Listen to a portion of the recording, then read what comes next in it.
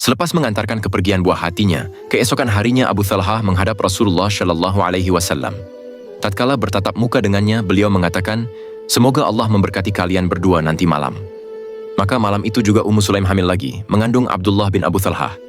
Setelah melahirkan bayinya, Ummu Sulaim menyuruh Anas menghadap Rasulullah dengan menggendong bayi mungil itu sambil membawa beberapa butir kurma ajwah. Kata Anas, "Sesampaiku di rumah Rasulullah Shallallahu Alaihi Wasallam, kudapati beliau sedang memberi cap pada untanya. Wahai Rasulullah, semalam Ummu Sulaim melahirkan anaknya," kataku. Maka beliau memungut kurma yang kubawa lalu mengunyahnya dengan air liur beliau, kemudian menyuapkan kepada si bayi.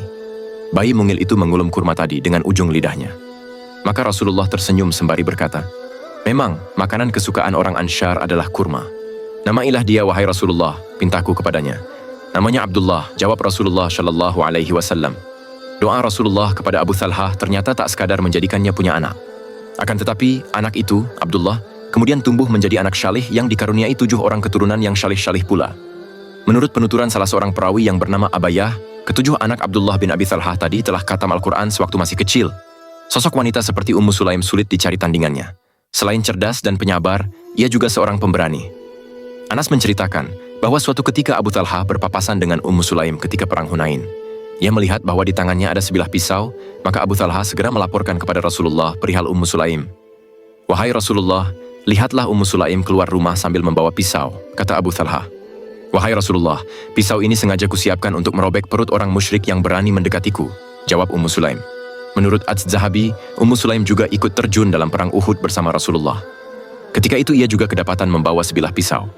Di lain kesempatan, suatu ketika Rasulullah Shallallahu Alaihi Wasallam tidur siang di rumah Ummu Sulaim. Karena Ummu Sulaim adalah wanita yang bersahaja, maka ia hanya punya tikar kulit sebagai alas tidur Rasulullah. Karena hawa yang panas, Rasulullah Shallallahu Alaihi Wasallam berkeringat hingga membasahi tikar itu. Lalu beliau bangun. Melihat tikar yang penuh keringat tadi, segera Ummu Sulaim mengambil sebuah botol, lalu dengan susah payah ia memeras tikarnya dan menampung keringat nabawi itu dalam botolnya. Melihat ulahnya, Rasulullah Shallallahu Alaihi Wasallam bertanya keheranan, "Apa yang sedang kau lakukan?" "Aku sedang mengambil berkah yang keluar dari tubuhmu," jawab Ummu Sulaim. Diriwayatkan bahwa Ummu Sulaim kemudian mencampurkan keringat Nabi tersebut dalam wewangiannya. Anas mengatakan bahwa Rasulullah Shallallahu Alaihi Wasallam tak pernah masuk ke rumah wanita lain selain Ummu Sulaim. Ketika ditanya, beliau mengatakan bahwa dirinya kasihan kepada Ummu Sulaim karena saudara kandungnya terbunuh dalam satu peperangan bersama beliau.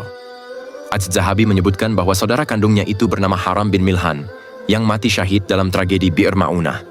Dialah yang mengatakan, "Demi Allah, aku beruntung," ketika ditikam tombak dari belakang hingga tembus ke dadanya.